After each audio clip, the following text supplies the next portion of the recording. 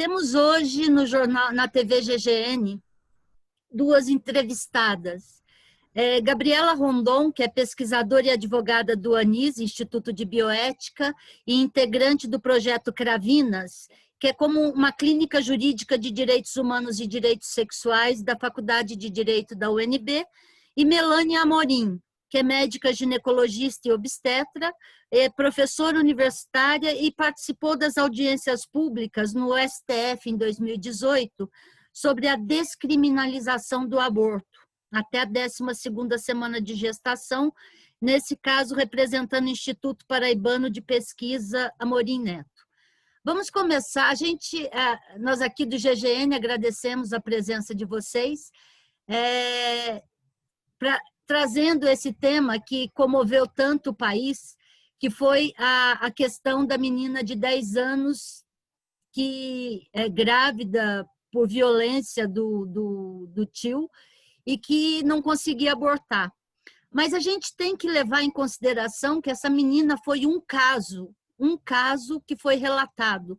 Esta é uma realidade deste país. Esse país convive com violência sexual contra crianças, mesmo contra adultos, não podemos tirar também da pauta, mas desde sempre. É uma questão que a gente tem que brigar através dessa menininha, a gente tem que continuar essa discussão e tentar resolver coisas que o país está pedindo. Então, eu começo com uma pergunta para a Melânia. Melânia, por favor, dá um panorama dessa realidade brasileira. Você que trabalha com isso, é médica ginecologista e obstetra, dê esse panorama dessas crianças que têm que recorrer para conseguir ter de volta a sua vida, sua infância e poder continuar nesse mundinho de meu Deus. Bem, este assunto me abala profundamente e eu estou falando aqui não somente em meu nome, mas também como membra da Rede Feminista de Ginecologistas e Obstetras, e quando a gente se pronunciou, a gente trouxe à tona alguns números que são bem impressionantes, né? De acordo com o 13º Anuário Brasileiro de Segurança Pública, ocorrem no Brasil por dia 180 estupros, e esses os que são notificados, os que a gente sabe, e desses 54% acontecem em meninas de até 13 anos, ou seja, a cada hora 4 meninas que a gente sabe, porque são os casos notificados, são vítimas de estupro, têm a sua infância roubada, têm a sua infância perdida, e a gente não tem exatamente como quantificar quantas gravidezes vítimas de estupro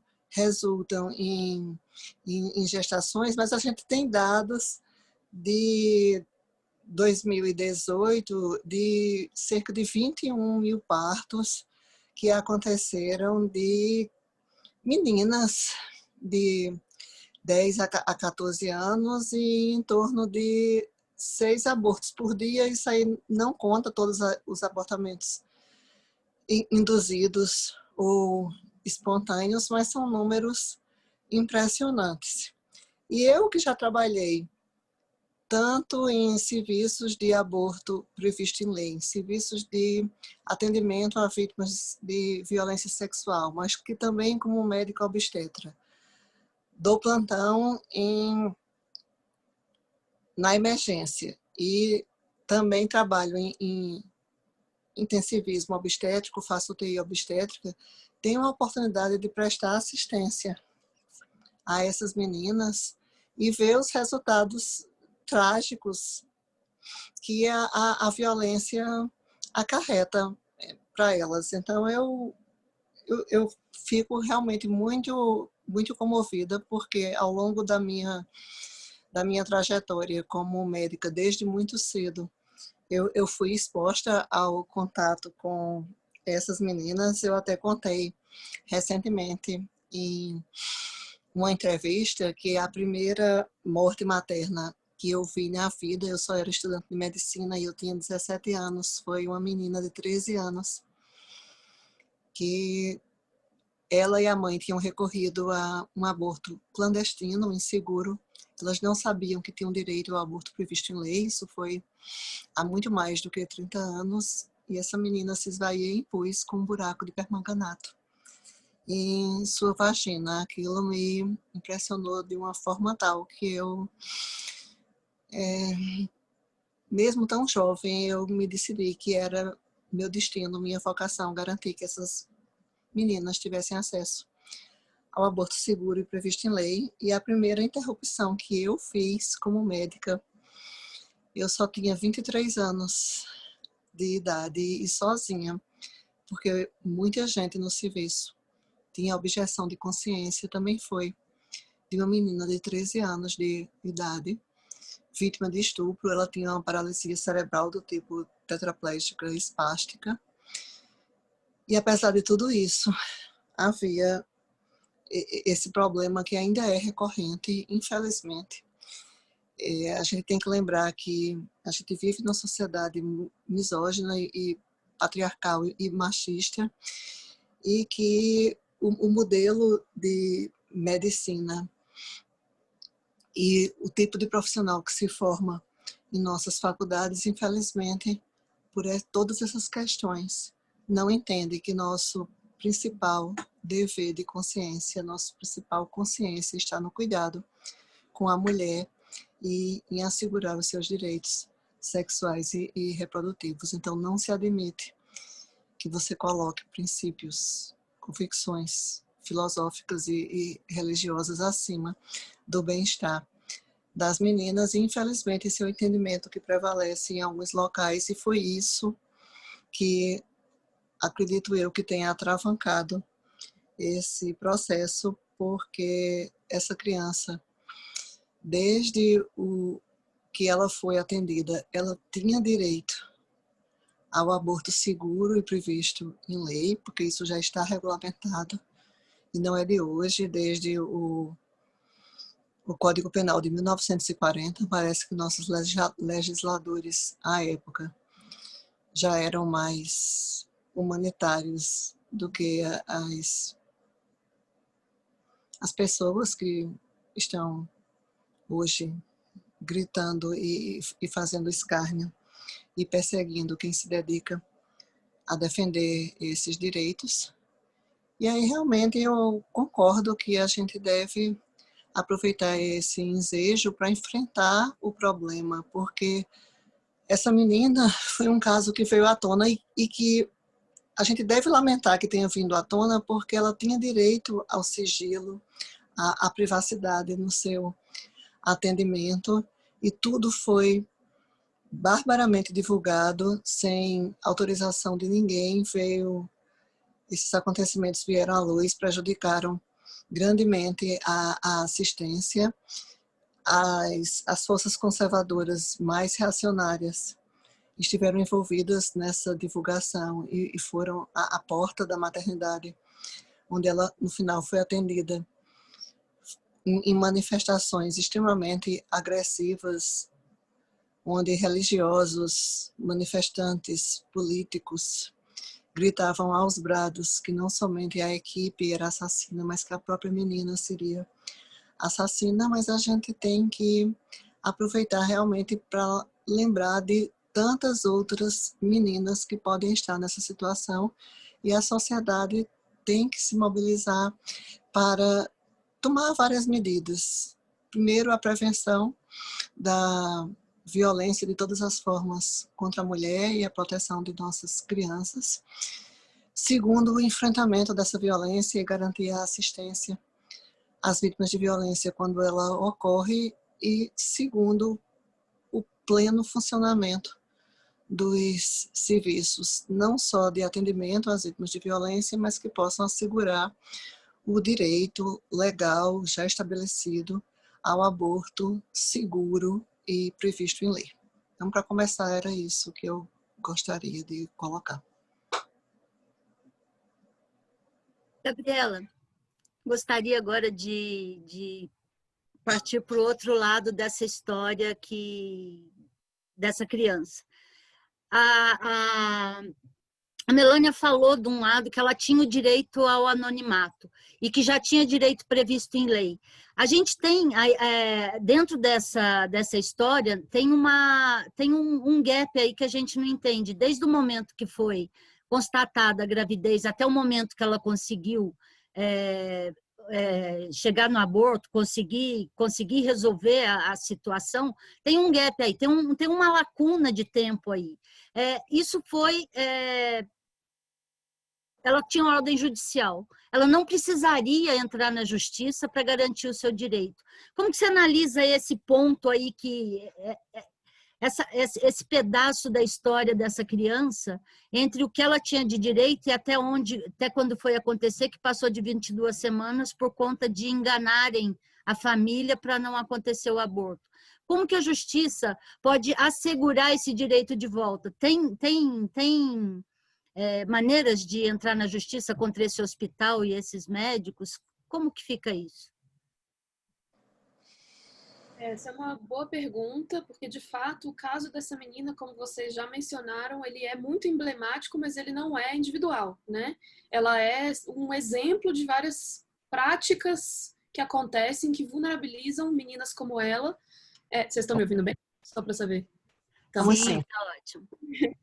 Que vulnerabilizam meninas como ela e que precisam ser tratados como questões sistêmicas, né? Então, do que a gente sabe, que saiu na imprensa sobre esse caso, é que essa menina chegou ao hospital com sintomas de desconforto, e aí as enfermeiras eventualmente desconfiaram que podia ser uma gravidez, e aí só nesse momento que ela veio a dizer pela primeira vez que ela sofria violência, e que ela sofria violência não era daquele tempo, era já há muito tempo, né? Era desde os 6 anos de idade. E aí a gente não consegue entender muito bem como esse hospital tratou dessa questão. O que a gente sabe é que, em vez de considerar que ali havia, claramente, era uma menina que estava dentro do parâmetro do aborto legal, porque uma menina de 10 anos, elas não tem como ter tido sexo consentido, então isso claramente foi uma violência. Ela tinha o direito ali de acessar a interrupção da gestação. Mas o que o hospital fez foi entender que, se era uma situação de violência, e se era uma situação de violência provavelmente intrafamiliar, que ela deveria ser remetida a um abrigo. Então, a primeira ação mais imediata desse hospital, em vez de tratar de uma necessidade urgente de saúde, com os familiares que estavam ali, que eram identificáveis como possíveis familiares que podiam tomar essa decisão junto com essa criança, se acionou outro braço do Estado para que essa criança fosse retirada do convívio familiar e levada para um abrigo. Aí já levantam muitos questionamentos, né? O que você faz? Porque muitas vezes o sistema de saúde é a porta de entrada para esses casos de violência. O que você faz quando o sistema de saúde tem acesso a uma situação dessa?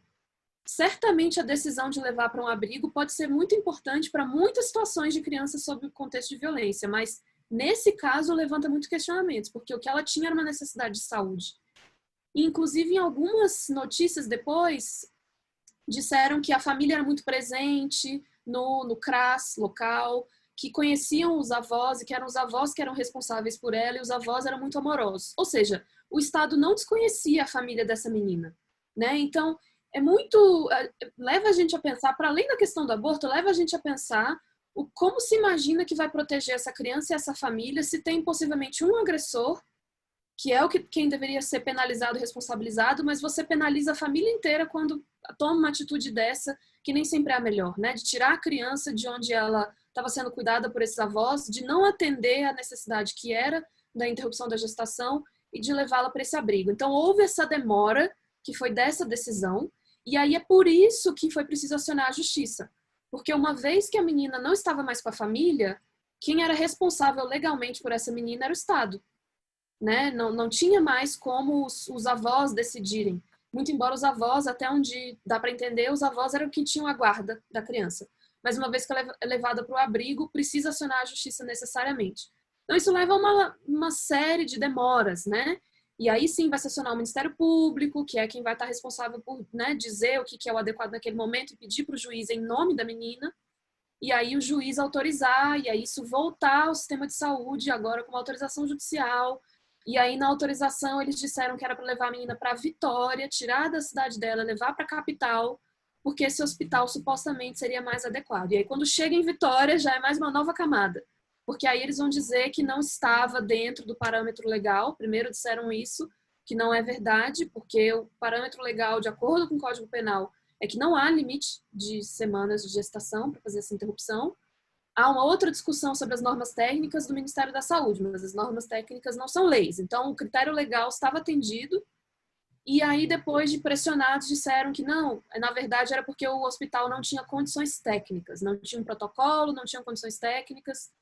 Então, na verdade, aqui tem muitas discussões possíveis, né? Em todo esse itinerário de demora, tem muitas discussões possíveis sobre o treinamento que os profissionais recebem para entender a importância e a urgência de um tratamento imediato, né? Quando chega uma criança com essa demanda. E também de um maior conhecimento sobre o que de fato dizem as leis e as normas sobre o aborto legal. Isso também é um desconhecimento profundo. Então, isso são coisas que a gente pode levantar e deve, nesse momento, levantar para que esse episódio não volte a acontecer com outras meninas, né? Eu tenho, assim, algumas informações só para complementar, que vão nesse mesmo sentido que você, e só reforçando que o artigo 128 do nosso Código Penal, ele já prevê aqueles 2 excludentes de ilicitude, que não se pune o aborto praticado por médico quando não há outra forma de salvar a vida da gestante, ou quando a gestação é decorrente de estupro, desde que haja o consentimento da gestante ou se incapaz do seu representante legal. Então, no momento que a menina chegou, ela tinha um representante legal, que era a avó ou o avô, e, na verdade, embora exista toda uma organização de serviços de atendimento às interrupções previstas em lei, qualquer lugar pode fazer isso. É apenas uma questão de você estruturar melhor para evitar essa questão da objeção de consciência, ter um pouco mais de estrutura, mas a gente sabe que é muito simples, na verdade, fazer uma interrupção. E outra questão é que quando ela chega nesse outro serviço, a alegação inicial pelo que eu pude também recuperar de informações que eu tive, é que eles tiveram uma compreensão ainda mais equivocada de que o protocolo do serviço só previa interrupções até 15 semanas. Porque a menina, quando chegou, ela tinha menos de 22 semanas. A gente vai depois falar um pouquinho sobre a norma técnica. Ela tinha menos de 22 semanas. E o serviço já tinha um suposto protocolo que só previa interrupções até 15 semanas. Isso é muito estranho. E alguém determinou esse ponto de corte arbitrário. E aí, de repente, quando vem a autorização judicial, que já surge nesse contexto todo, de que a menina tinha ido para o abrigo, e aí realmente, nesse momento, era necessária uma autorização judicial por conta disso, aí por conta de toda essa demora que foi induzida por uma abordagem inicial inadequada, a criança já estava com 22 semanas e 4 dias, ou seja, continuava na 22ª semana, e aí disseram não, ela passa de 22 semanas. E esse entendimento da norma técnica, e aí a gente tem que entender que, embora estivesse previsto no Código Penal desde 1940, na prática, as vítimas não estavam, durante muitos e muitos anos, tendo um atendimento dentro dos serviços, até anos 80, de uma forma estruturada. Tanto é que, quando eu contei esse caso que eu vi no começo dos anos 80, quando eu era estudante de medicina, ninguém sabia, não era feito de uma forma organizada. Então, vários profissionais se juntaram, se organizaram, fizeram fóruns, e aí o Ministério da Saúde organizou as suas normas técnicas.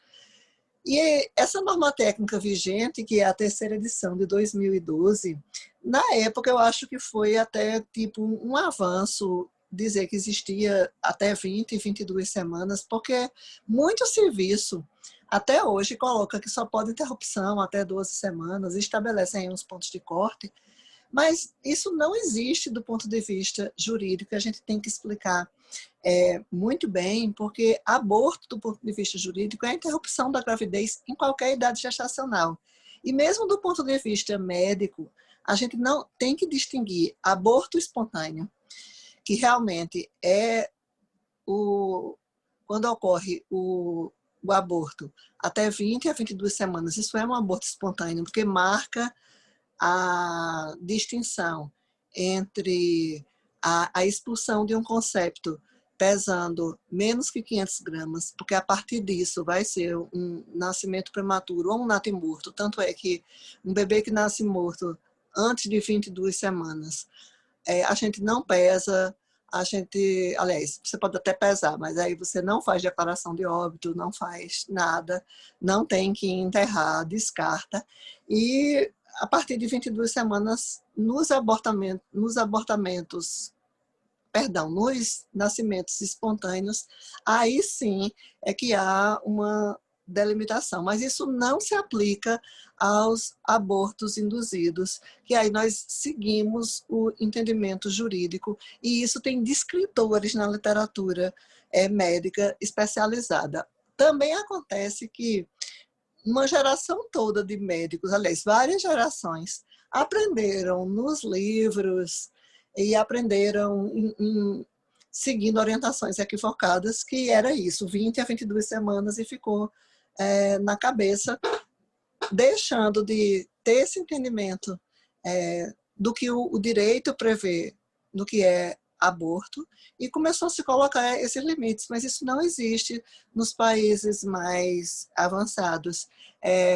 Habitualmente, alguns deles colocam alguns limites para interrupção sob qualquer hipótese, mas quando você tem interrupções, por exemplo, por risco de vida materno, por estupro, por anomalias letais, não tem limite de interrupção da gravidez, porque realmente são condições excepcionais. Então, a gente não tem isso. Então, imagine, por exemplo, se existe uma mulher com risco de vida. Como é que você vai dizer que a partir de 22 semanas você não vai mais interromper uma gravidez? E assim também é nessas circunstâncias em que Perfeito. Código Penal, e mais recentemente também, né, desde 2012, ainda tem a DPF 54, que permitiu também as interrupções em caso de anencefalia. Então, isso tem que ser explicitado e trabalhado até com os serviços que atendem aborto previsto em lei, para que se estabeleça, de fato, uma norma mais antenada com esses entendimentos que agora vão ficando mais evidentes. Agora, só destacar, isso já foi um progresso, assim, quando se foi colocado, porque não tinha norma nenhuma, né? Cada um fazia como queria. Eu queria tocar nesse ponto da objeção de consciência. Até uns dias atrás, aliás, no fim de semana, quando a coisa começou a pegar fogo nas redes sociais, né, não estava muito claro ali o que aconteceu no hospital no Espírito Santo. Acho que uma boa parte da internet entendeu como que no domingo tinha aqueles movimentos anti-aborto fazendo barulho lá em Recife. Acho que uma boa parte do público entendeu que os médicos do Espírito Santo não quiseram fazer por uma questão moral e deram a desculpa de incapacidade técnica depois, né?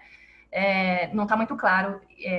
Talvez agora vocês trouxeram mais informações, a gente entendeu um pouquinho melhor, mas eu acredito que isso também vai ser melhor apurado pelas autoridades depois, eu não sei, né? O Ministério Público está de olho nisso e em outras questões.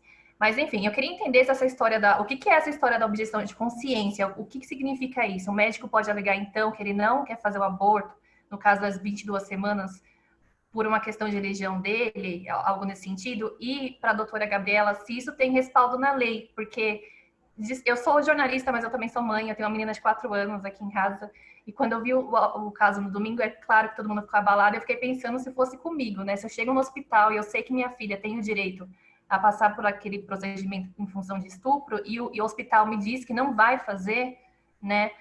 Claro que tem que se apurar os motivos, mas a gente fica um pouco, né, sem saber como reagir, porque é um direito, né? E aí eu queria entender se essa objeção de consciência tem respaldo na lei, porque, de alguma forma, o hospital que se nega a fazer não coloca a vida da criança em risco também? Olha, é o seguinte, pelo menos do ponto de vista do nosso Código de Ética, do Código de Ética Médica, está prevista a objeção de consciência de o médico poder se recusar a procedimentos que firam as suas convicções filosóficas, religiosas e morais, desde que isso não envolva risco de vida para para a paciente. Então, por exemplo, não cabe objeção de consciência num aborto quando é para salvar a vida da gestante. Isso não cabe, inclusive pode caracterizar, aliás, caracteriza até a omissão de socorro. Então, a objeção de consciência está prevista no Código de Ética Médica, artigo 15, mas tem limites para isso. Então, do ponto de vista da ética médica, está previsto que profissionais podem. Agora, esses profissionais não poderiam estar trabalhando nos serviços de aborto previsto em lei. A gente tem uma apostila excelente, que inclusive foi preparada pela ANIS, que trata exatamente desses aspectos éticos e se coloca de uma forma muito nítida que, embora um profissional possa ter objeção de consciência, o serviço não pode ter objeção de consciência e que essa objeção de consciência ela não pode se expandir para os casos em que há risco de vida caracterizado para a gestante. E nesse caso, a gente chama a atenção que não somente essa criança ela foi vítima de um estupro, mas também era uma gravidez de risco. Ficam querendo que a gente quantifique o risco, mas quantas vezes ela tinha risco de morrer, mas isso é absurdo, porque assim, o que é considerado aceitável para risco, eu mesma não quero ter um risco de 5%, de 10%, de 3%, para mim é muito alto, eu não quero risco nenhum, assim, pelo menos não um risco dessa magnitude. E se fosse minha filha, eu não quero esse tipo de risco. São complicações que podem prejudicar a criança para sempre. E aí as pessoas ficam querendo detalhes, assim, mas qual é a complicação? E qual é a frequência? E o que é que aconteceria? Mas aconteceu um caso descrito na literatura de uma menina de 5 anos que teve um filho e isso é terrível. Eu já dei muitas entrevistas nesse sentido, mas é sim uma gravidez de alto risco e de muito alto risco com 10 anos de idade. Então a gente tem a compreensão de que havia risco de vida para a menina também. Então se somariam, haveria a intersecção dos dois excludentes de ilicitude nessa condição. Ela, você gostaria de complementar, por favor? Eu acho que é isso mesmo, Melanie já disse muito bem, não existe objeção de consciência institucional, então, de fato, pode até ser que um profissional ou outro se recuse, mas aí, como a Melania também disse, o ideal é que esse profissional não estivesse nesse serviço, né, estivesse deslocado em outro lugar do hospital para atender outros casos, porque no serviço de aborto legal, né, todos os profissionais têm que estar dispostos a atender qualquer paciente que chegue, e o serviço em si não pode ter, porque não se considera que o serviço tem uma moral a proteger, né? O serviço é um serviço público, tem que oferecer um serviço público como está previsto. Agora, algo que é interessante da gente pensar, quando a Cíntia fez essa comparação entre o que é de fato objeção de consciência ou quando os profissionais, na verdade, dizem que tem um obstáculo técnico. E aí, das pesquisas que a gente fez na ANIS, o que a gente vê nos serviços é que muito mais recorrente do que a objeção de consciência propriamente dita, colocada nesses termos, são outras barreiras que são colocadas para não oferecer o serviço, mas não necessariamente o profissional se coloca como ele é um objetor e por isso ele não vai oferecer. Muitas vezes ele coloca esse problema externamente, seja na mulher, seja nas condições de serviço. Então, muitas vezes, em caso de violência sexual, é não acreditar na mulher, é dizer que aquilo não foi um estupro, é dizer que na verdade foi consentido, mas a mulher está mentindo. E aí se faz uma série de perguntas para tentar fazer um diagnóstico de quem é aquela vítima, se ela é a vítima ideal, ou seja, né, aquela que de fato estava numa condição que todo mundo imagina que é factível, um estupro, ou se na verdade ela é alguém que estava tendo, né, a sua vida sexual livre e por acaso está querendo ali dizer que foi um estupro. Então isso acontece muito, especialmente com mulheres mais jovens, com adolescentes, se pergunta muito sobre a vida sexual pregressa, e aí o que os profissionais fazem ao final, muitas vezes dizer, não, você não encaixa nos critérios de aborto legal, e aí não vai dizer que necessariamente é ele um objetor, né? E isso é bastante perverso, porque coloca num enquadramento em que a vítima é responsabilizada novamente pela incapacidade de acessar o serviço. E aí, nesse caso, na verdade, o que aconteceu, pelo menos é o que a gente sabe, o que aconteceu não foi exatamente isso, mas foi essa outra saída de encontrar um problema externo, né? Técnico, dizer, não, a gente não tem um protocolo, que na verdade não deve ser um obstáculo, porque como Melanie disse, né, é um procedimento comum da obstetrícia qualquer profissional formado nessa área tem condições de fazer. Então, enfim, os argumentos técnicos também são um pouco questionáveis nesse caso, né? Isso é o que é o problema. Gabriela, só complementando essa pergunta, no caso, o hospital ele tem a obrigatoriedade de fazer o procedimento, por exemplo, se o médico diz que ele tem essa objeção de consciência, o hospital teria que oferecer um outro médico substituto, no caso, para realizar? Existe alguma garantia nesse sentido? Isso. No caso, o hospital tinha que garantir que outros profissionais cobrissem por esse que é objetor. Ou no limite, que pudessem fazer a referência para outro serviço, que acabou sendo feito nesse caso, mas também pela interferência da justiça. Até onde a gente sabe, foi a própria justiça que fez esse encaminhamento, que se o hospital não tivesse condições, por qualquer razão, de fazer, que se fosse encaminhado esse tratamento fora de domicílio para um serviço que sim pudesse fazer. Mas o ideal é que o serviço faça, né? Tem que ser uma situação muito limite para que o serviço não possa fazer. Isso tem que ser muito bem investigado e apurado, porque o serviço específico de atendimento a casos de estupro previsto em lei, só reforçando, o serviço não pode ter objeção de consciência. E os profissionais contratados para trabalhar nesse serviço no âmbito do SUS, é um absurdo, eles não podem ter também objeção de consciência, então vão trabalhar em outro lugar. Eles não poderiam nem estar trabalhando dentro desse serviço. Uma coisa que atrapalhava muito e que atrapalha em alguns lugares quando a equipe não é exclusiva do serviço de violência é porque muitas vezes as pessoas que estão dando plantão em outro setor também podem fazer parte desse atendimento. Então, o ideal é que exatamente a questão de que, embora possa ser feito em qualquer lugar, o serviço ele é mais bem organizado quando ele é exclusivo para esse atendimento, mas se existe um serviço, toda pessoa que trabalha no serviço não deveria ter objeção de consciência e, repetindo, o serviço não pode ter objeção de consciência. Agora, os entraves, às vezes, decorrem do fato de que as pessoas ficam com medo das punições, das possíveis punições, e também elas ficam querendo se cercar de N cuidados.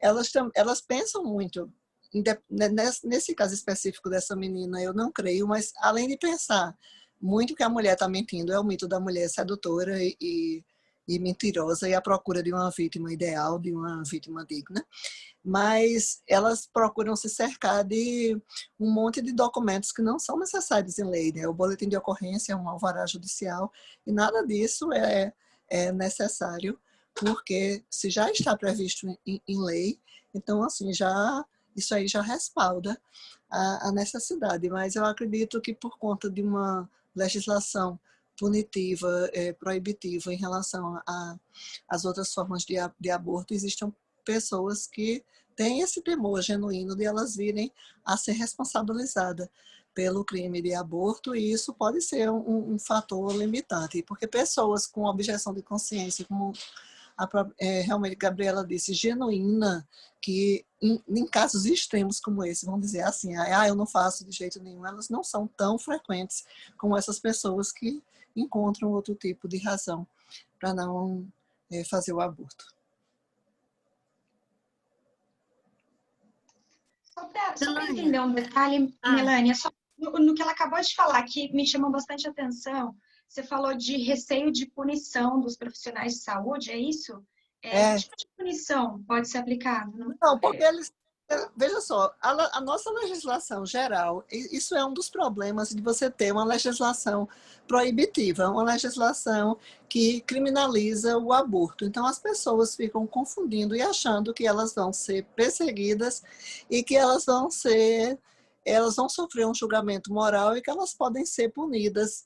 Por exemplo, se eventualmente a mulher estiver mentindo, e isso perpassa a cabeça delas, e elas ficam pensando, mas se isso tiver qualquer dúvida ou pairar qualquer dúvida sobre a veracidade do processo, eu posso ir parar na cadeia. Isso existe, a gente conversa com vários colegas e isso existe, esse temor de vir a ser punido e também o temor de ter a sua reputação e e até sair da sua zona de conforto e vir a ser chamado de assassino nas redes sociais. Então, você precisa ter um código de ética muito firme, ter uma postura bastante firme para você enfrentar isso. Esse final de semana, ele foi particularmente muito difícil, porque não somente eu tive que defenestrar vários dementadores que vieram infestar as minhas redes sociais, com ofensas e insultos mil, mas até com ameaças de morte, e a gente sabe disso. Gente, Débora Diniz teve que sair do país por conta disso. Então, assim, não é fácil, assim, você tem que enfrentar isso daí. Lá em Recife, onde eu trabalhei durante muito tempo, tem uns grupos religiosos que ficam andando com uns fetinhos na mão e que jogam em cima de você quando você aparece para discutir aborto. Vocês acham que isso está acontecendo mais agora em função desse governo? Essa militância de extrema-direita, de movimentos anti-aborto, que se dizem pró-vida, né? Vocês acham que está acontecendo mais agora e numa pauta e ampliando o laço deles? Porque eu, na minha inocência, eu achava que esse povo se movimentava mais quando tinha, por exemplo, discussão no Supremo sobre a DPF 442, que era para descriminalizar o aborto até a 12ª semana de gestação. Então, a gente está falando em ampliar o abortamento além do que está previsto em lei, né? Eu achei que eles iam se mobilizar mais para impedir o avanço dos nossos direitos, não para tirar direitos que a gente já tem em lei, porque foi isso que aconteceu, né? Mas eu acho assim que a ascensão desse projeto de poder, das forças conservadoras, amplificou e estimulou realmente essas práticas que assim, sempre aconteceram, mas amplificou e deu voz a muitas dessas pessoas, e a gente sabe sim que tem projetos para retroceder direitos. Cristo Nieto, né, deputada federal, ela tem projeto para proibir o aborto em qualquer circunstância. Tem um entendimento de algumas pessoas de que não existe aborto sequer para salvar a vida da mulher, porque eles têm um conceito equivocado de que a medicina avançou o suficiente para salvar a vida da mulher em qualquer circunstância. E eu faço um exercício sempre de empatia. O que é que você considera um risco de vida para você? 50%?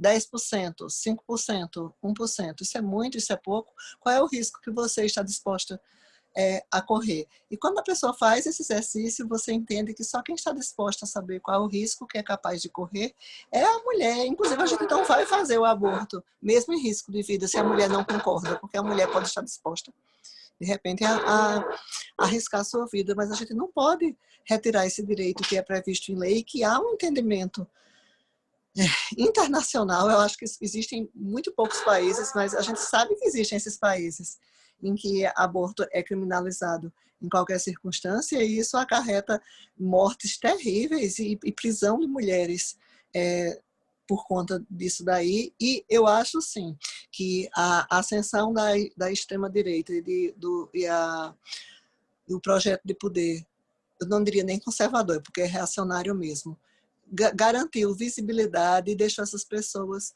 mais à vontade para continuar a confusão que elas sempre provocaram, e deu, tipo assim, poder. Até pessoas assim que andavam bem quietinhas dentro dos serviços começaram a dizer: não, eu tenho objeção de consciência.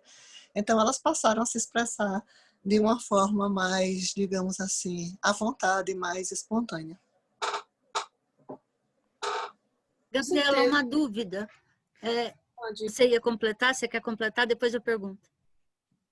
Não, ia só comentar, eu acho exatamente isso que Melânia falou, e além disso, que aborto passou a ser uma pauta que funciona como um aglutinador moral desses grupos. Então, os fundamentalistas sempre existiram, eles sempre estiveram ali rondando as discussões muito específicas sobre esse tema, mas o que aconteceu com a ascensão desse grupo que apoia o governo federal atual é de que aborto se torna uma grande pauta. Esteve no centro do debate sobre a eleição de Bolsonaro, está no centro, por exemplo, de um ministério como o da Damares, está no centro de muitas discussões, aglutina todo esse pânico do gênero, né, que alavanca esse sentimento de grupo que as bases desse governo têm, e ainda com um respaldo institucional agora de estarem ocupando o governo federal, né? Então, com certeza, eles se sentem muito mais à vontade e acaba sendo um discurso muito fácil de acionar as bases, né? Como se fosse assim, o discurso em defesa da vida, supostamente em defesa da vida, é um acionador imediato de que nós somos os bons, nós estamos lutando por algo aqui que é indiscutível, que é a vida. Mas o que é muito interessante desse episódio específico é que a grande parte da opinião pública ficou contrário a essas grandes manifestações fundamentalistas, né? Então, assim, é muito interessante de ver que quando o debate sai da abstração moral para ver o que no concreto significa, né, que essa horda fundamentalista estava na prática dizendo que iria obrigar aquela criança a seguir grávida, obrigar aquela criança de 10 anos violentada a parir, é aí que a crueldade fica evidente. E aí a gente consegue se mover, né? A opinião pública conseguiu majoritariamente rejeitar esses discursos. Então, a gente tem uma dualidade, né? Ao mesmo tempo que eles estão fortes porque estão nesse lugar de poder que foi alavancado nos últimos anos, nesse episódio específico, acho que a gente conseguiu ver fissuras bastante importantes e eles foram muito criticados, né? Então, acho que tem essas duas... Eu vi dois momentos muito importantes aí nessa história dessa criança, que foi primeiro a intervenção de Damares, a intervenção catastrófica dela, né, dela representando o Ministério da Mulher, da Família e dos Direitos Humanos, e foi exatamente contrário a qualquer direito nesse momento, e na verdade com uma insistência em que a gravidez progredisse, ao mesmo tempo em que ela expressava indignação pelo ato violento, mas na verdade insistindo para a gravidez progredisse. E a gente não pode deixar de lembrar que a exposição dessa criança nas redes sociais por Sarah Winter, Sarah Winter tinha uma ligação muito próxima com Damares. Damares chegou a dizer que Sarah Winter era como se fosse uma filha para ela. Então, como foi que essa informação vazou e chegou a Sarah Winter? Isso precisa ser muito bem investigado. Mas, ao mesmo tempo, o que eu notei, principalmente nos grupos de médicos em que eu transito, foi que mesmo pessoas mais conservadoras e até pessoas alinhadas com o bolsonarismo, que em grupos em que as discussões sempre foram muito grandes na época da eleição, e dos quais eu só não saí porque eu tenho que manter a discussão, porque a gente está discutindo caso clínico e condutas, mas que essas pessoas manifestaram uma profunda indignação pela história da menina, que foi muito dramática, e pelo direito à interrupção nessa situação, e expressando todo o apoio e solidariedade a Olímpio Moraes e aos colegas do CISAM. Então, a gente conseguiu observar isso. Não só a opinião pública mobilizada, aquele abaixo-assinado que teve mais de 600 mil assinaturas. Então, realmente, a gente entende que, pela dramaticidade do caso, eu acho que a gente agregou realmente muitas pessoas e conseguiu despertar uma discussão muito importante na sociedade.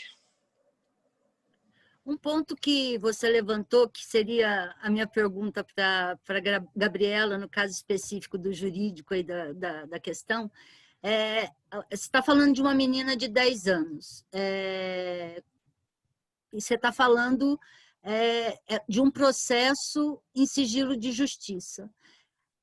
Esse vazamento, como se responsabilizaria os responsáveis por esse vazamento? Como se chegaria até o ponto de levantar quem foram essas pessoas que colocaram essa criança em risco 2 vezes? Como que pode abraçar esse ponto aí da história? Esse é um ponto bastante importante e, inclusive, o Ministério Público do Espírito Santo já lançou uma ação contra Sarah Winter, né, Sarah Giromini, por ter divulgado os dados da criança com pedido de indenização em danos morais de mais de 1 milhão, né, de R$1.300.000 para a criança. Então, essa é uma das formas de reparação, ou seja, identificar que houve ali realmente uma exposição de dados íntimos, de violação de direitos muito fundamentais, em particular se tratando de criança, e que isso gera uma indenização em danos morais. Isso é uma parte, né, que é pela exposição dos dados, mas é preciso ainda investigar como houve essa violação de sigilo, porque o que ela teve acesso foram dados, muito provavelmente foram dados médicos, né? Foi o prontuário, foi algum exame. Ela chega a mencionar em um dos vídeos que alguém que teve acesso ao exame falou para ela que o feto isso, aquilo, que a gravidez isso, aquilo. Isso é muito grave. Ela fez uma confissão pública de que ela teve acesso a dados muito sigilosos, que são dados de prontuários. Então, isso sim pode também ser responsabilizado criminalmente, não só ela, mas quem seja dentro do serviço de saúde, seja alguém vinculado ao próprio sistema de justiça que teve acesso a isso em algum momento e vazou, né? Então, pode haver outras pessoas responsabilizadas nessa cadeia, desde o lugar onde esses documentos deveriam ter sido guardados com sigilo, até eles chegarem a alguém que fez um vídeo divulgando, né? Então, claramente, cabe reparação e pode caber responsabilização criminal de quem esteve envolvido nessa cadeia de violação de sigilo, né? No caso do sigilo... Ia muito bem. Você quer não, fazer... eu tô falando que... Não, eu só ia comentar que... Pode continuar, Lu. Eu só comentei que uma quebra de sigilo para ver quem mandou mensagens para ela cairia muito bem, porque no domingo, quando ela fez o vídeo no YouTube, ela falou que recebeu muita informação pelo celular. Inclusive, insinuou que era informação de dentro do hospital, né? Daí entra a minha pergunta para a Melânia.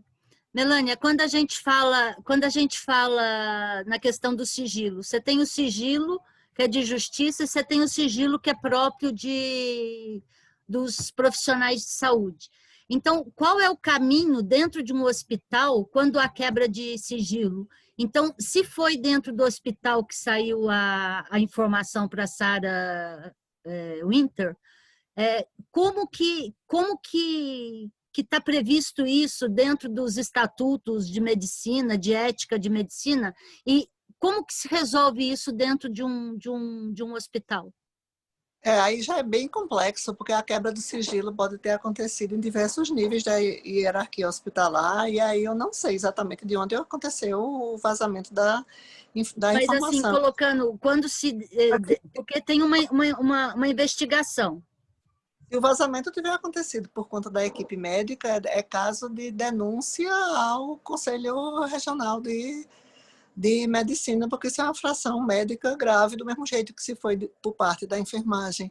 É denúncia ao Conselho Regional de Enfermagem, o que vai acabar chegando aos conselhos federais. Mas, assim, lembrar que qualquer pessoa que tenha sido infiltrada eventualmente por essa mulher, que tenha tido acesso ao prontuário, poderia ter obtido essas informações. A gente, assim, o próprio hospital, ele vai ter que ser investigado, eu acho que vai ter que abrir uma sindicância intra-hospitalar para saber como é que teria se dado esse tipo de vazamento, se é que foi hospitalar mesmo, porque de repente alguém pode ter fotografado o prontuário, mas assim, a responsabilidade pela guarda do prontuário e pelo sigilo das informações é, em última instância, do hospital. Então, o diretor médico, a direção do hospital pode ter que ser responsabilizada por essa quebra do sigilo. Porque se alguém que não foi médico ou enfermeiro fotografou, obteve partes dessa informação, é porque obteve o prontuário, obteve acesso à informação de prontuário, então esse prontuário não estava sendo guardado da forma mais adequada. Pelo nível de detalhe de informação, por exemplo, assim, detalhe de idade gestacional, algumas informações que vazaram são bem assim, emblemáticas de alguém que abriu o prontuário e conseguiu obter esse tipo de informação. Doutora Gabriela, o Instituto Anis ou o projeto Cravinas, né, está movendo alguma ação relacionada a esse episódio da menina do Espírito Santo? Sim, a gente já entrou essa semana mesmo com uma representação no Ministério Público contra justamente a Sara Giromini pela violação do sigilo e divulgação dos dados da criança, para pedir a investigação de como foi que ela obteve esses dados e as condições em que eles foram divulgados, e também sugerindo que precisa ser investigada a possível violação das medidas cautelares, porque ela está sob investigação de um processo dentro do contexto do inquérito do Supremo Tribunal Federal, e isso pode ter ensejado algum tipo de violação que pode fazer com que o próprio Supremo tome alguma ação contra ela, né?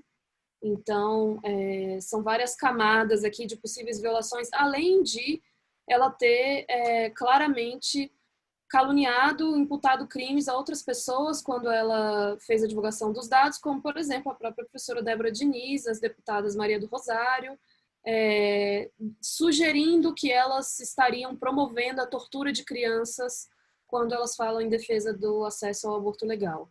Em seguida, ela inclusive, porque ela fez isso em vídeo, mas depois ela fez várias postagens em redes sociais, sugerindo inclusive que, por exemplo, a professora Débora teria divulgado imagens da menina. Isso é claramente uma tentativa de imputação de crime, então com certeza ela vai receber alguns processos aí nos próximos dias por tudo que ela vem falando. Então, sim. A moça pródiga. Eu queria fazer uma pergunta mais, que parece ser meio óbvia, mas é interessante. Gravidez de menor de idade não é consentimento por si só, né? Porque além de estupro, a gente está falando de crime de pedofilia, né? O aborto de criança, ele não deveria ser automaticamente reconhecido? Legalmente? Mas ele porque abaixo de 14 anos, automaticamente, isso é estupro de vulnerável. Então, automaticamente cai na categoria prevista em lei. Isso aí não tem nem discussão. Tá no entendimento jurídico e deveria estar no entendimento médico. Se não está, assim, é uma distorção muito grave. Eu acho que algumas pessoas podem estar se fazendo de desentendidas ou ter problemas de elaborar isso daí, mas assim, não é cabível a discussão, porque isso já está explícito na lei e está previsto dentro da nossa legislação específica sobre aborto. Sim. Infelizmente, acho que como a Melanie até mencionou, né, o fato de que esses casos em que o aborto é legal são ainda exceções, o fato de que a criminalização seja a regra, isso reforça muito o estigma e leva a distorções de compreensão. Que foi como que aconteceu nesse caso. A possibilidade de imaginar que ali, numa situação de emergência, numa gestação que já foi identificada, já num momento relativamente avançado, em vez de se encaminhar imediatamente essa criança para uma possível interrupção, se pensar em mandar para um abrigo, se pensar que tinha que acionar o Ministério Público para decidir sobre sei lá o quê, e não imaginar que o que tinha ali na frente deles era uma emergência de saúde. Se fosse qualquer outra emergência, a equipe de saúde não imaginaria em mandar a criança para um abrigo primeiro. Se essa criança estivesse sangrando, ferida, é tudo emergência de saúde. E essa precisa ser a primeira resposta, né? Mas o estigma do aborto é tão imenso que você imagina que você tem que tomar várias outras medidas antes de atender o que é óbvio, né? Ali na frente. Eu dou essa aula, sabe, de atendimento à vítima de violência sexual. Eu faço, e ao aborto previsto em lei, eu faço várias perguntas do tipo, chega alguém com uma facada e sangrando muito, você manda a pessoa ir fazer um boletim de ocorrência e você fica investigando assim, mas como é que você levou a facada? E a pessoa lá se esvaindo em sangue. Então, assim, é a mesma coisa que chegar uma pessoa vítima de violência sexual, uma pessoa nessas condições que essa menina chegou, porque ela chegou, inclusive, ela procurou ajuda médica, não era porque, assim, estava com atraso menstrual, não. Pela história, inclusive, eu acredito que, como muitas outras crianças violadas, ela tem estupros recorrentes, acaba acontecendo que, sem nem menstruar pela primeira vez, acabe a menininha engravidando sem nunca ter menstruado, porque o tempo todo ela era estuprada desde os 6 anos. Então ela procurou a assistência médica porque estava com sintomas importantes, desconforto abdominal, náuseas, vômitos. Então ela procura uma emergência e, em vez disso, se faz toda uma série, e se toma uma série de medidas que não seriam pertinentes no contexto de qualquer outra emergência. Então, é isso que, infelizmente, acontece quando uma vítima de violência ainda procura o atendimento em múltiplas emergências. Se faz do tipo uma verdadeira investigação policial. E médico, enfermeiro, profissional de saúde não é policial, não é juiz, as pessoas estão lá para acolher. Então, eu sempre faço essa pergunta para os meus alunos, para os meus estudantes, e tento fazer um verdadeiro exercício de empatia. E eu explico bastante, e eu até conto o número de vezes que eu dei essa aula em mais de 20 turmas. E quando eu chego ao ponto em que explico que não é necessário boletim de ocorrência, nem alvará judicial, nem nada, mesmo assim, sempre tem uma mão se levantando para perguntar, e se a mulher estiver mentindo? E até agora, em cerca de 26 turmas de uma determinada universidade que eu dou essa aula, essa mão sempre foi masculina. Nunca nenhuma mulher perguntou se outra mulher estaria mentindo.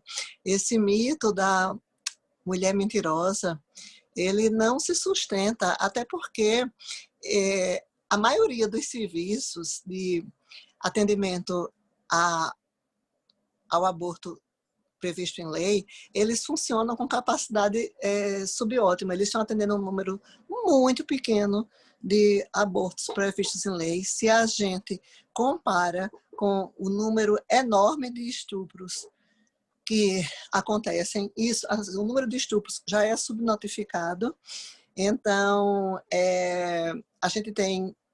Mas mesmo assim, a gente tem números impressionantes. E se você compara o número de estupros e o número que as evidências nos trazem de abortos clandestinos, que segundo a Pesquisa Nacional de Aborto da professora Débora Diniz, são em torno de 500 mil abortos clandestinos, quando a gente tem serviço funcionando com 5 a 10 interrupções, às vezes por ano só, nitidamente é o contrário. As mulheres com indicações previstas em lei não estão procurando os serviços de aborto previsto em lei, por vários motivos, ou porque elas não sabem que está acessível em sua comunidade, ou porque estão com medo do tipo de atendimento, do tipo de acolhimento ou falta de acolhimento que elas terão. Essa é uma boa... você colocou isso agora, o mito da mulher mentirosa, e antes disso você falou que os médicos travavam, às vezes não por objeção moral, mas por medo de ser responsabilizado depois. Daí pergunto para a doutora Gabriela, se a mulher, se o médico fez o aborto previsto em lei, cumpriu todos os protocolos e fez o que estava previsto em lei e realiza o procedimento. Se posteriormente se levanta o fato de que houve ali a mulher realmente mentiu. Acontece alguma coisa com o profissional se ele cumpriu todo o protocolo? Não, não acontece. Inclusive, todos os documentos que acompanham, né, o procedimento de aborto legal, eles são muito claros nesse sentido. O relato é da mulher, a responsabilidade pelo relato é da mulher, e é por isso mesmo que os profissionais têm que simplesmente escutar o relato e fazer o procedimento, porque se qualquer coisa for comprovada de que foi inadequado, quem se responsabilizou foi a mulher, né? Porque, de fato, como a Melânia já disse, os profissionais de saúde, eles não devem ser investigadores. O profissional de saúde não é polícia, não é delegado, não tem que fazer nenhum questionamento sobre os aspectos penais, criminais da situação. Então, por isso mesmo, isso é até uma proteção ao profissional de saúde, né? De que é só a mulher que se responsabiliza pelo seu relato, e aí, se tiver qualquer coisa equivocada, se for uma mentira, que a gente já sabe que isso, como a Melânia muito bem explicou, é muito pouco provável que as mulheres se exponham a fazer isso e passar pelo processo de inquisição que acompanha muitas vezes esse procedimento em um hospital, sendo mentira. Isso não acontece. Mas se acontecer, realmente o profissional não vai ser responsabilizado. E eu queria até para tranquilizar os colegas, explicar que é assim, que a gente não exige boletim de ocorrência, não exige alvará judicial, mas o processo é longo e doloroso, que a mulher tem que contar a história, e não é só uma vez, ela conta a história várias vezes, ela faz um relato circunstanciado do que aconteceu, ela assina um termo de consentimento, ela assina um termo se responsabilizando pela veracidade das informações, e se eventualmente adiante se comprovar que ela mentiu, ela vai responder por crime de falsidade ideológica e pelo crime de abuso.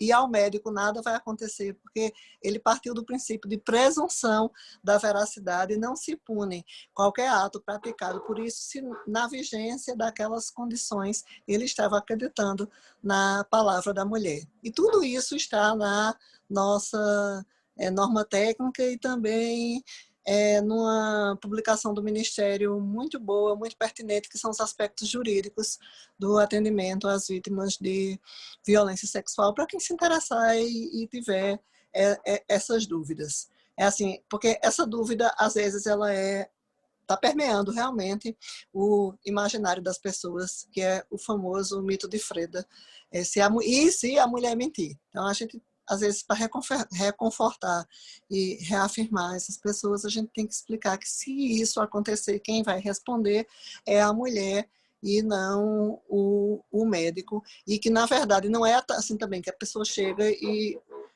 não tem nenhum documento hospitalar. Tem vários documentos que são necessários, que a mulher conte a história, que ela assine documentos, que o hospital compare a idade gestacional com a história que a mulher conta e também que o procedimento seja autorizado pela equipe. Perfeito. Eu queria Você tem... Vamos, só para finalizar, então, agora nesse mês de agosto, agora em 2020, completou 2 anos desde que o Supremo Tribunal Federal convocou lá as audiências públicas para discutir a DPF 442, né, para discutir a descriminalização do aborto até a 12ª semana de gestação. A professora Débora Diniz, ela esteve lá debatendo em nome do Instituto Anis, a professora Melana também esteve lá, que eu vi, aparecem alguns vídeos, e aí eu queria ver como é que está, da parte da doutora Gabriela, em que pé ficou essa ação, a DPF, está parada ainda, a relatora Rosa Weber, né? Eu lembro até que em 2017, eu não lembro nem que, acho que foi em 2017, né? Teve o caso daquela moça, deixa eu ver, perdi o nome dela, perdão. Aquela que precisou mudar de, lembra que ela...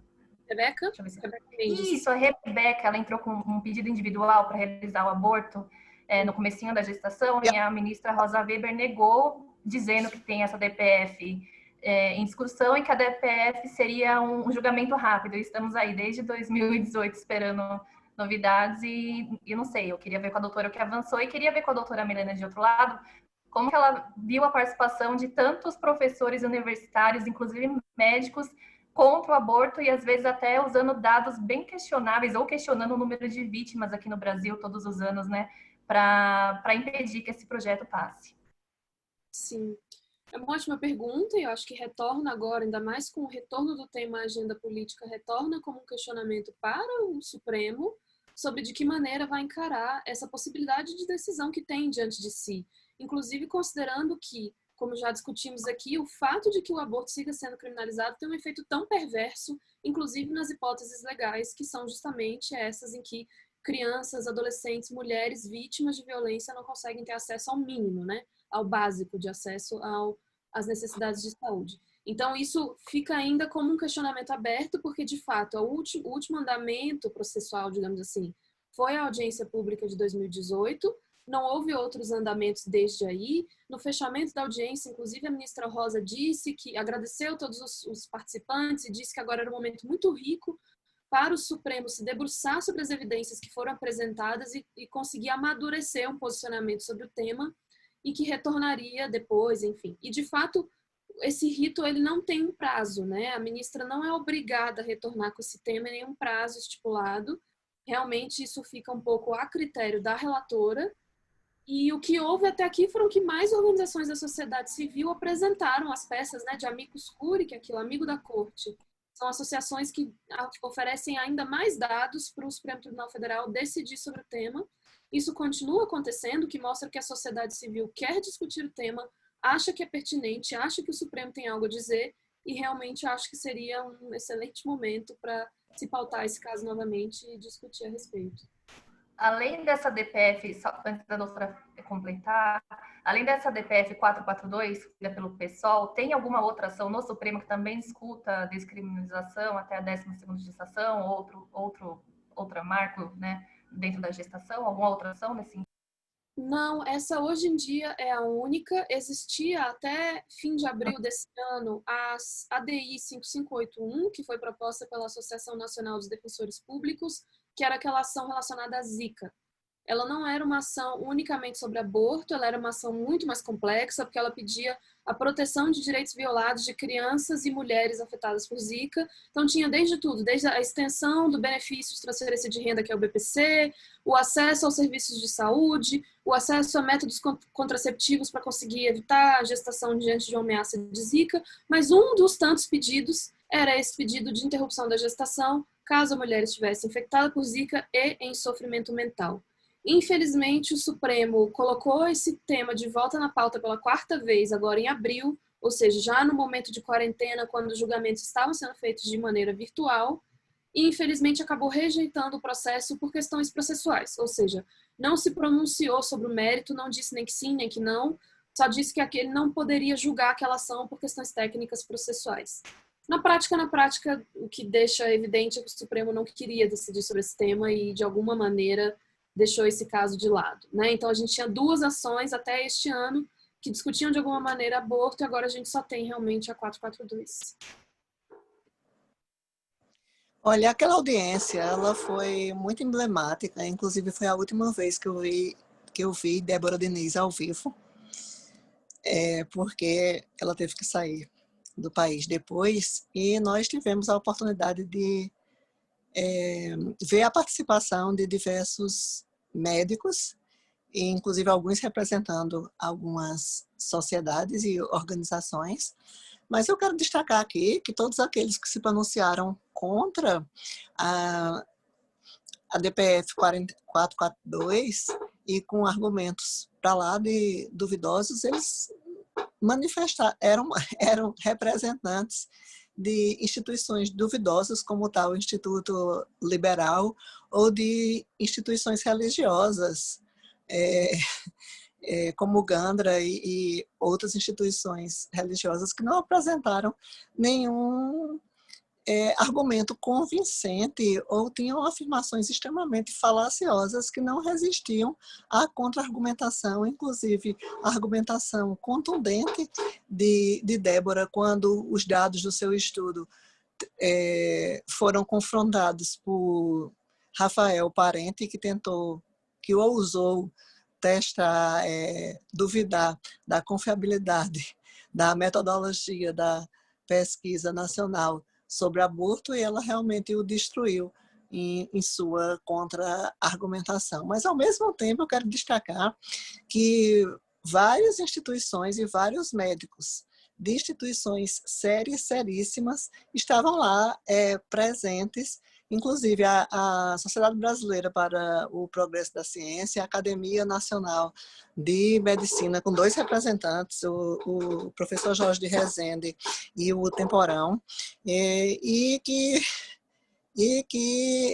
essas pessoas, e inclusive também eu, com a minha argumentação, nós levamos argumentos baseados em evidências científicas sólidas. Então, não adianta dizer que havia médicos lá presentes que se manifestando contra o aborto se a sua fala era permeada pelo viés de suas convicções religiosas e morais. A pessoa, quando vai se manifestar em público contra assunto X ou assunto Y, tem que fazer uma argumentação baseada em evidências científicas. Então, ao mesmo tempo que eu lamento esse tipo de abordagem de profissionais médicos, eu tenho que dizer que eles não estavam lá como médicos, essas pessoas estavam lá manifestando as suas convicções religiosas. Os dados que eu usei no meu memorial de evidências em prol da descriminalização do aborto estão disponíveis no meu blog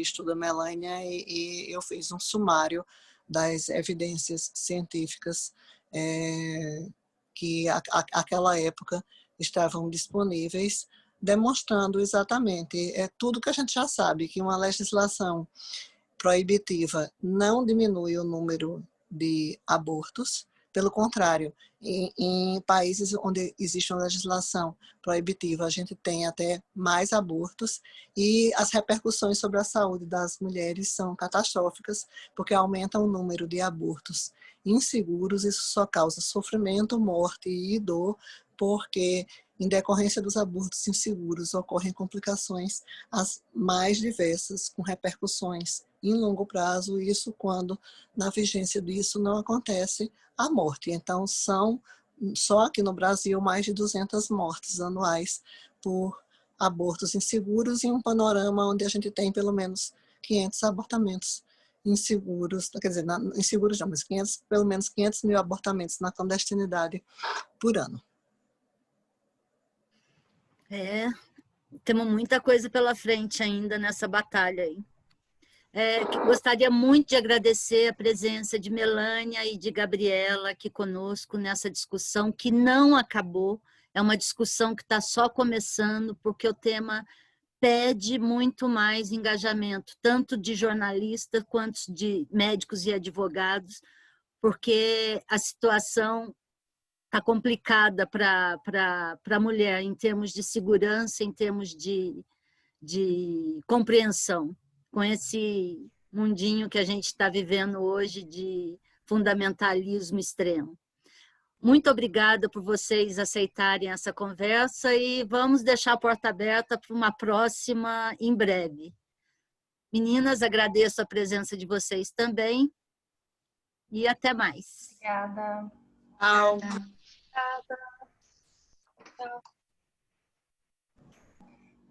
Terminou de gravar?